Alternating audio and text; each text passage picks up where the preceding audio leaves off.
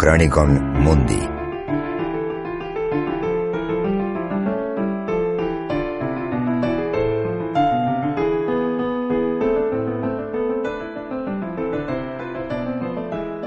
Bienvenidos, hoy abordamos otro trabajo esencial de Donoso Cortés.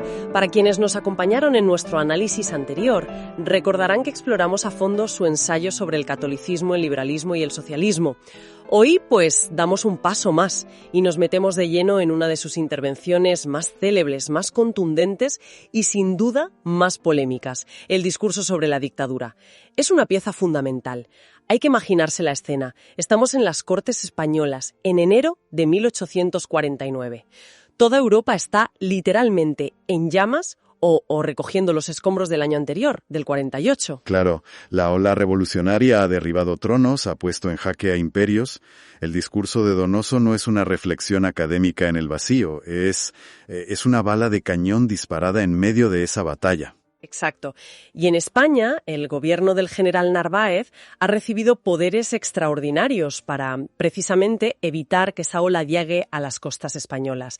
Y ahí es donde estalla el debate. Así que hoy nuestra misión es meternos en la cabeza de Donoso para entender una de las ideas más peligrosas y seductoras de la política.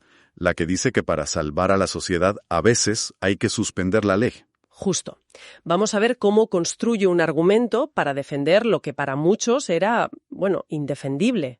Pues el punto de partida es un enfrentamiento directo, un choque con Manuel Cortina, que era una figura destacada del Partido Progresista. Cortina defiende una postura que hoy, nos sonaría muy familiar, ¿no? La primacía absoluta de la ley. Donoso lo resume, quizá con un poco de malicia, con una frase lapidaria. El principio de Cortina es la legalidad sobre todas las cosas. Una defensa a ultranza del Estado de Derecho, diríamos hoy. Todo dentro de la legalidad, nada fuera de ella. Y es aquí donde Donoso traza la línea en la arema y plantea un dilema radical. Frente a ese principio, él opone el suyo, y es la clave de todo lo que vendrá después. Dice algo como: las leyes se han hecho para las sociedades, no las sociedades para las leyes. Por lo tanto, el principio que debe prevalecer es la sociedad sobre todas las cosas. La supervivencia de la comunidad está por encima de las herramientas que esa misma comunidad ha creado. Y de esa premisa extrae la conclusión que ha resonado durante más de un siglo y medio. Es una de esas frases que, definen a un pensador. Dice: cuando la legalidad basta para salvar la sociedad, la legalidad; cuando no basta, la dictadura. No hay matices, no hay grises. Es una elección binaria. O la herramienta ordinaria funciona o hay que usarla de emergencia. Pero es que la palabra dictadura ya en 1849 tenía una carga muy negativa. Es fundamental entender que cuando él la usa no está pensando en el totalitarismo del siglo XX, ¿verdad? Esa es la distinción más importante y donde muchos se pierden. Su modelo no es Stalin o Hitler, no. Es la antigua República Romana. En Roma, cuando la República se enfrentaba a una amenaza existencial, una invasión, una guerra civil, el Senado podía nombrar a un dictador. Esta figura recibía poderes absolutos por un tiempo limitado, normalmente 6 meses, con un único objetivo: salvar la República. Y una vez pasado el peligro... Una vez conjurado el peligro, devolvía el poder y volvía a ser un ciudadano más.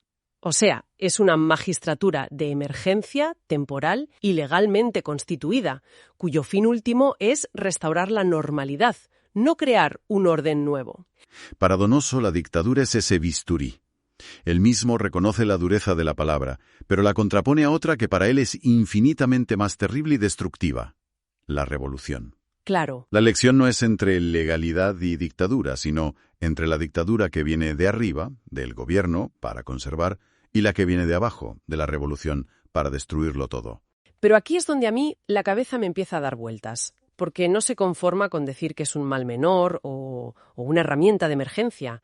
Va mucho más allá y construye toda una teoría para presentarla como algo lógico, racional e incluso natural. Es que ese es el gran salto mortal de su argumento. Y lo hace con una analogía biológica que es potentísima. Compara a la sociedad con un cuerpo humano. En todo cuerpo vivo, dice, hay 2 fuerzas: una acción y una reacción. Existen fuerzas invasoras, que en el cuerpo son las enfermedades, y en la sociedad son las ideas revolucionarias. Eso es. Y frente a ellas, lógicamente, están las fuerzas resistentes. ¿El sistema inmunitario en un cuerpo o el Estado y sus instituciones en la sociedad? Y aquí viene el quid de la cuestión. Dice Donoso, mientras la enfermedad, la revolución, está dispersa manifestándose en individuos aislados, las defensas del Estado, el gobierno, los tribunales, la policía, también pueden actuar de forma dispersa para neutralizarla.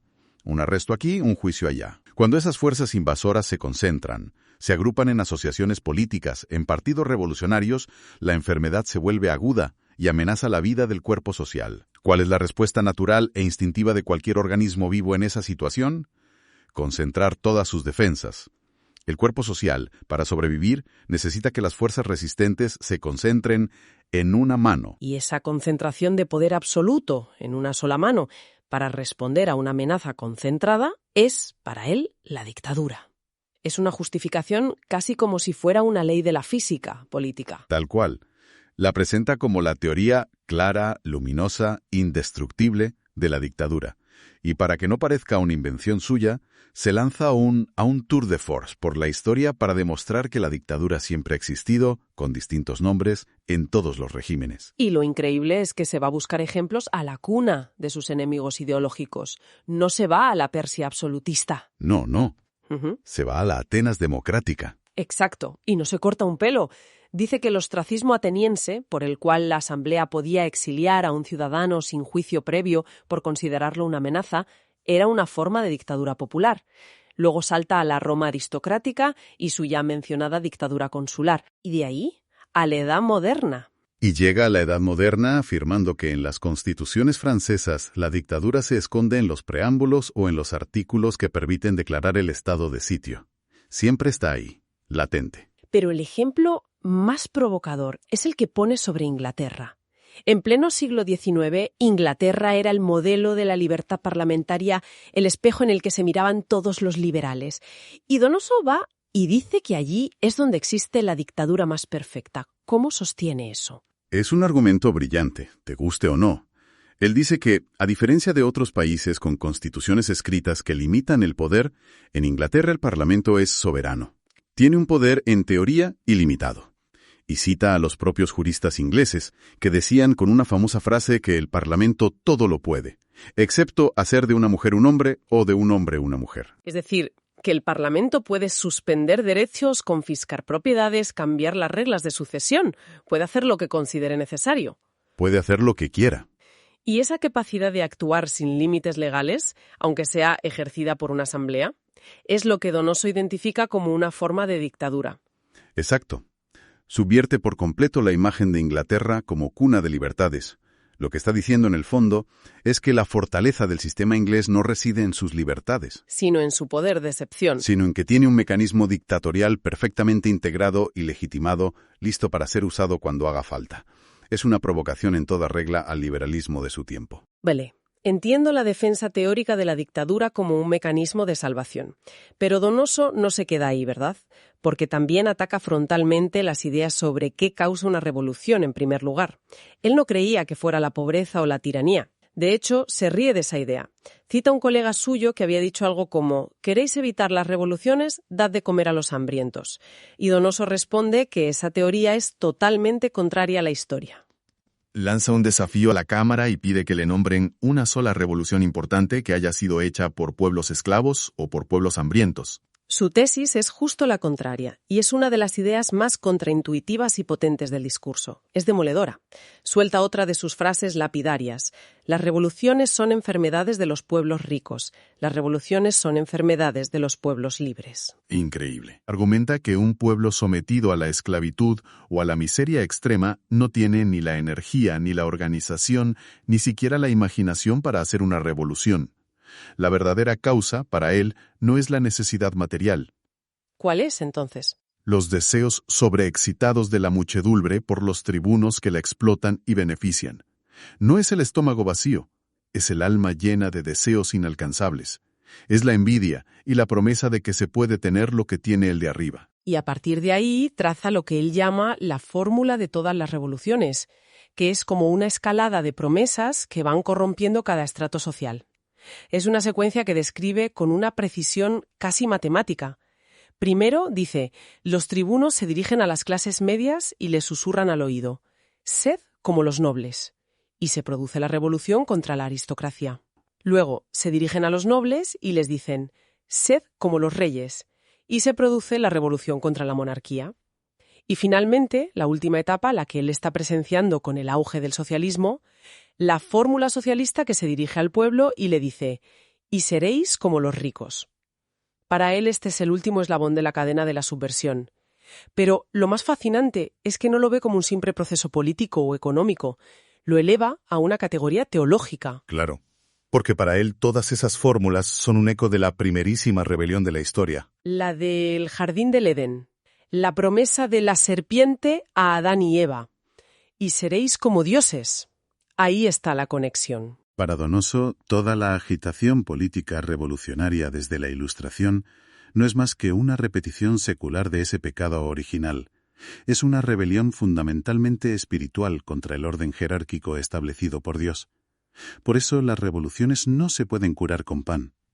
Porque su enfermedad no es del cuerpo, es del alma. Justo. Es una visión profundamente pesimista de la naturaleza humana, pero coherente con todo su pensamiento.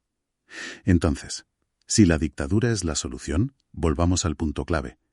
¿En qué tipo de dictadura propone? ¿Cuál es su propósito final? Y esta es la última pieza del puzzle. Como decíamos, no es una dictadura revolucionaria que quiera crear un hombre nuevo o una sociedad nueva. Es una herramienta radicalmente conservadora. Él lo plantea en los términos más crudos posibles. Otra de sus famosas dicotomías. Hay que elegir entre la dictadura del sable o la dictadura del puñal. La dictadura del gobierno, del orden, encarnada en el general Narváez. El sable. O la dictadura de las sociedades secretas, de la anarquía, del socialismo, que él identifica con el puñal del asesino político. Eso es. Y puesta así la elección, para alguien con su mentalidad no hay color. Claro, es una elección forzada, pero en su lógica es la única posible. El propósito de la dictadura del sable no es destruir la legalidad para siempre, sino suspenderla el tiempo estrictamente necesario para aniquilar la amenaza revolucionaria y poder restaurar el orden tradicional. Por eso algunos analistas la han llamado una dictadura catolizante. Catolizante, ¿qué significa eso exactamente? Más bien que su fin último es restaurar los principios del orden social católico. Él creía que el liberalismo, con su énfasis en la discusión y la soberanía popular, había disuelto los dos grandes pilares del orden, la soberanía de Dios y la soberanía del monarca. La revolución era la consecuencia lógica de esa disolución. Por tanto, la dictadura es el medio extremo, el decisionismo puro, la decisión del soberano por encima de la norma, para alcanzar un fin conservador, la vuelta a la legitimidad tradicional basada en el trono y el altar. Es una paradoja fascinante, utilizar un acto de poder absoluto, que está fuera de toda ley, con el único objetivo de restaurar un orden basado precisamente en una ley superior, la ley divina. Elabora una teoría extrema de la autoridad como único dique de contención posible. ¿Cómo se conecta eso con la necesidad de una dictadura política aquí en la Tierra? ¿Cuál es el mecanismo que une la teología con el gobierno de Narváez? Ese es el gran diagnóstico final de Donoso. Es su aportación más famosa al pensamiento conservador. Lo llama la ley de los dos termómetros. Sostiene que la civilización, toda sociedad, depende de dos formas de represión, de dos frenos que controlan la naturaleza humana. Uno es interno y el otro externo. El termómetro interno es el religioso. La fe, la moral, la creencia en un orden divino y en un juicio final. Es el freno que uno se pone a sí mismo. El termómetro externo es el político, la ley, la policía, el Estado, la fuerza. Es el freno que te ponen los demás. Y la ley fundamental de la historia, según él, es que estos dos termómetros están en proporción inversa. Cuanto más sube uno, más puede bajar el otro. A mayor control interno, menor necesidad de control externo. Y a la inversa. Y el drama de la edad moderna para Donoso es que el termómetro religioso está en caída libre. La fe se evapora, la gente deja de creer en el pecado, la moral tradicional se disuelve, el freno interno desaparece. Y su conclusión es, bueno, es matemática y terrible. Si el termómetro de la represión interna baja hasta cero, el termómetro de la represión política, o sea, la fuerza del Estado, debe subir necesariamente para compensarlo. Y subirá, dice él, hasta donde no ha llegado jamás. Así que la dictadura no es solo una respuesta a una crisis puntual como la de 1848, es el destino inevitable de una sociedad que pierde su fe. El Estado debe volverse todopoderoso porque el individuo ha dejado de controlarse a sí mismo. Esa es su profecía. La dictadura que él defiende en ese momento es solo un preludio, un anticipo del tipo de Estado total que será necesario para gobernar a una humanidad que se ha liberado de Dios. En resumen, el discurso sobre la dictadura de Donoso Cortés nos presenta una teoría política audaz, forjada en el calor de una crisis continental. Un argumento donde la supervivencia de la sociedad se coloca por encima de la legalidad, justificando una concentración temporal y absoluta del poder para defender el orden establecido frente a lo que él veía como la disolución revolucionaria. Una defensa de la autoridad que, como hemos visto, no se basa en la simple conveniencia, sino que se fundamenta en una lectura teológica de la historia, una analogía biológica del cuerpo social y una desconfianza profunda, casi total, en la capacidad del diálogo y el parlamentarismo liberal para afrontar las crisis existenciales. Un pensamiento extremo para tiempos extremos. Ha sido un placer analizar estas ideas. Agradecemos su atención.